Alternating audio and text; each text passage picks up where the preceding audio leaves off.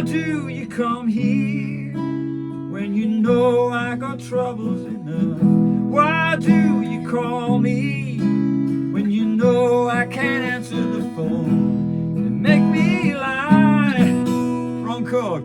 Okay, we're going to stop there. Do you know that song? Do you remember that song? It's an old song, isn't it? And the reason I'm doing there's a couple of things today, because one guy mentioned this guitar of mine, the old Sigma.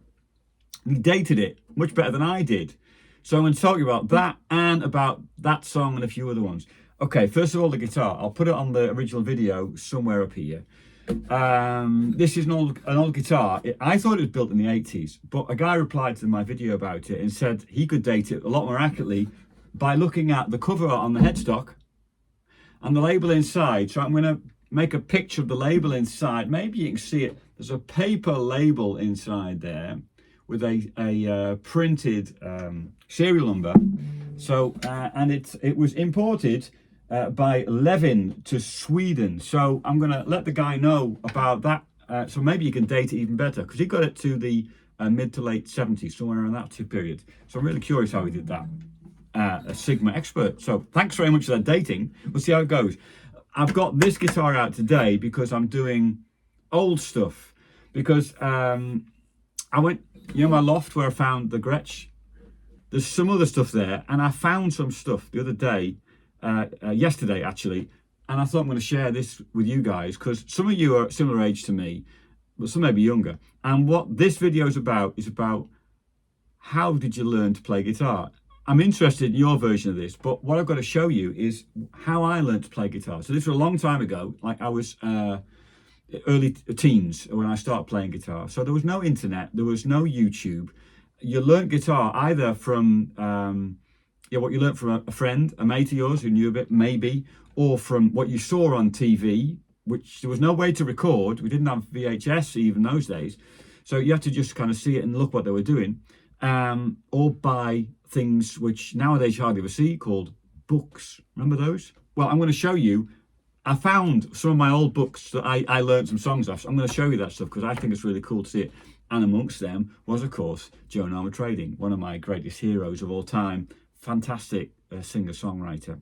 Love it. Anyway, so when I started to play guitar, there wasn't a lot around. I got originally a classical guitar because I'd seen this guy play classical guitar on the TV, and I thought it looked really cool and a really nice, clean sound. John Williams. If you don't know him, look him up.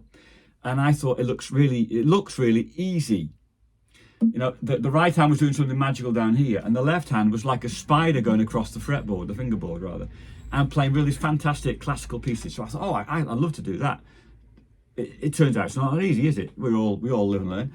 And later on, I got a steel strum guitar, and I wanted to learn songs. So what I'm going to show you is the songbooks that I found, which I didn't know I still had. In particular, there's two. This one, trying to get the reflections off it. Probably a lot of you guys got it, but this one is old. It's got stains on it. It's got marks on it. It's the old Beatles stuff. So if you don't know these books, what you basically get is the chords at the top and the music. And I can read these dots. I do know a little bit about music theory. We'd actually learned that at secondary school. Back in the days then, in secondary school, there were music lessons. You actually learn notation.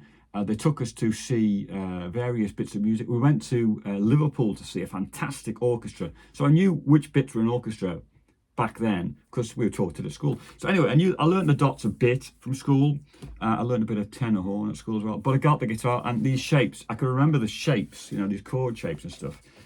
So this book, this Beatle book, which I know isn't accurate, you know, guys, it's not. There are better ones, and it's not the same as what the guys in the band played, but it's close enough for the amateurs like me. So this one I use loads. Another one, which also is pretty worn because I used it a lot. There's a series of these books, and I thought this was fantastic because what this taught me was how to play songs. Similar kind of idea, you know, with chords, chord charts, words and stuff. But what I figured out was if I knew the song and then struggling through the chord changes in here, I could just about play these things. So in this one, I've marked the songs that I kind of knew how to play on the side there. And also, which I'd forgotten, I'd done it in here. Let me look at one of these things. because I thought some of these songs are hard to play for me. That, you know, they're too high. So here, a very well-known song. Let's see if you got it. Homeward Bound. So, and what I've done here is next to the chord, I've written the letter of the chord, and by the rest of them as well. So I did a bit of amateur transposing of the chord. I didn't know what I was doing. I knew if it goes like 2 letters down the alphabet, it must be right, mustn't it? So that's what I went through doing. So this is actually one of my old songbooks, which I must have got in the early 80s, I reckon, when I got these things. So this is where I learned some stuff, Beatles stuff, Paul Simon stuff, fantastic stuff. Because, like I say, there was no internet, there was no way of looking this up. So you had to buy these books, which were not cheap, to be honest. So I got a few of these. I'll show you a few more I got, because stuff I loved. There were a series of these things, the great songs of the Kinks. Brilliant stuff. So what you're getting here, you know, what are we getting? We're getting Waterloo, Sunset, Sunny Afternoon, all that kind of stuff. And once again, dots and the chords. I learned from the chords. Another one, which I didn't realise I forgot. John Denver. Fantastic. I love John Denver songs. Fantastic. What you could also do, instead of getting these books, and I've got a couple of these things I found, is just the sheet music of individual songs which inspired me. Like this one, Kirsty MacColl, with the Billy Bragg song. Fantastic. Shame she's not with us anymore. Fantastic. I've got a recording coming up of a Kirsty MacColl song. I'll get that out as soon as I can. Another one from the 80s. Can't miss this one. Band-Aid, do you remember that? Yeah, it's a bit weird when you're thinking hindsight, you know, all that Africa and stuff, we're pretending to be, we know what we're doing about the world. I don't know. But anyway, at the time, this was the thing to do, try and feed the world, make a change.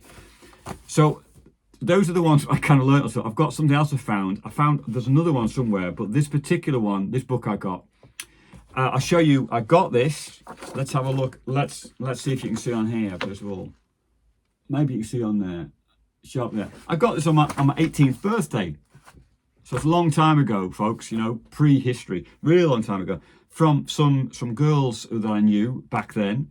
And they thought I liked this music, so I could get this book of this music. And it turns out I did like this music from a very well-known band, but it turns out their music is really hard. And the guy sings really high. It's Yes. I've got loads of Yes albums in a box somewhere in the loft as well. I love that music. Fantastic music. Complex guitar parts, fantastically complex bass parts. And Rick Wakeman on the keys, you know, and John Anderson, that really high voice. Fantastic stuff. But I tried to get some of these, right?